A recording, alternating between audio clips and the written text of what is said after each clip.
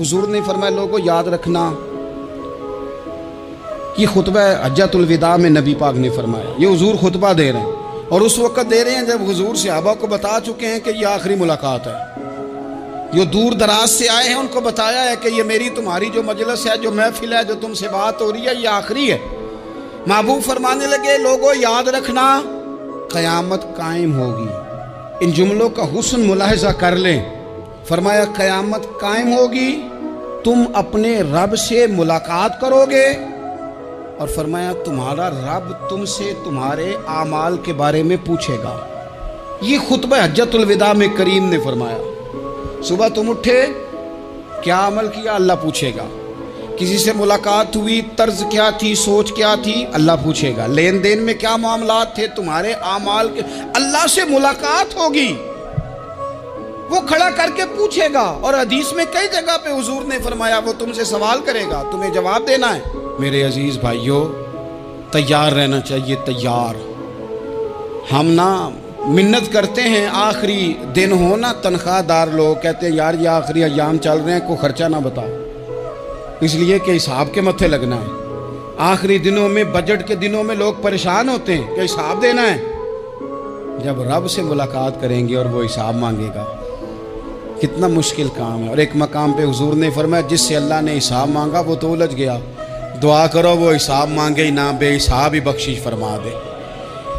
नबी पाक सल्लल्लाहु तआला अलैहि वसल्लम ने इरशाद फरमाया इसी खुतबा हज्जतुल अलविदा में। हुजूर फरमाने लगे सुन लो, मैंने तुम तक अल्लाह ताला का पैगाम पहुंचा दिया है। अब जिस शख्स के पास अमानत रखी हो उस पर लाजिम है कि वो अमानत उस तक पहुंचा दे जो उसका मालिक है। हम बहुत सारे लोग ऐसे होते हैं, हमारे पास अमानतें होती हैं, कुछ भी ना हो तो कुछ लोगों के राज की अमानत होती है, कुछ भी ना हो तो कुछ लोगों की बातें हम तक पहुंच जाती हैं, वो राज होता है, वो अमानत होती है। मजलिस की गुफ्तगू भी अमानत है, लेकिन हम अमानतों का ख्याल नहीं करते, खयानत हो जाती है। बहुत मोहतात होकर अपनी ज़िंदगी में अमानतों का ख्याल किया जाए। या अय्युहल्लज़ीना आमनू ला तख़ूनुल्लाह वर रसूला व तख़ूनू अमानातिकुम व अंतुम तालमून। अल्लाह फरमाते हैं ईमान वालों, ना रब से ख़यानत करना, ना रब के रसूल से ख़यानत करना, ना आपस में एक दूसरे से ख़यानत करना, जानते बूझते हुए ये काम ना करना। वान तुम तालमून, जानते हो, तुम्हें पता है। कभी भी बददियानती का मुजाहरा ना करें अपनी ज़िंदगी में, कभी भी। और ये भी याद रख लें, बच्चों को क्या पता कि हमारा अब्बा हलाल ला रहा है कि हराम ला रहा है। आप ला रहे हैं ना, तो वो तो बेचारे भोलेपन में खा रहे हैं, तो हिसाब आपने देना है। जिन्ना ली तू पाप कमाए हुन किथे नहीं हो तेरे कर दे, बुला ना।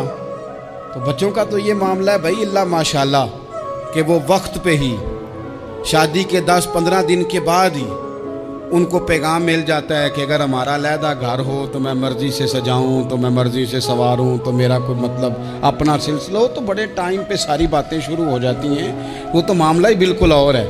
तो बिल्कुल किसी भी अमानत में कभी भी ख़यानत करने की कोशिश न करें। और याद रखें, माले हराम जहाँ आता है वहाँ बड़ी तबाही आती है। जहाँ लोग बददियानत हो जाते हैं वहाँ मामलात बड़े ख़राब हो जाते हैं।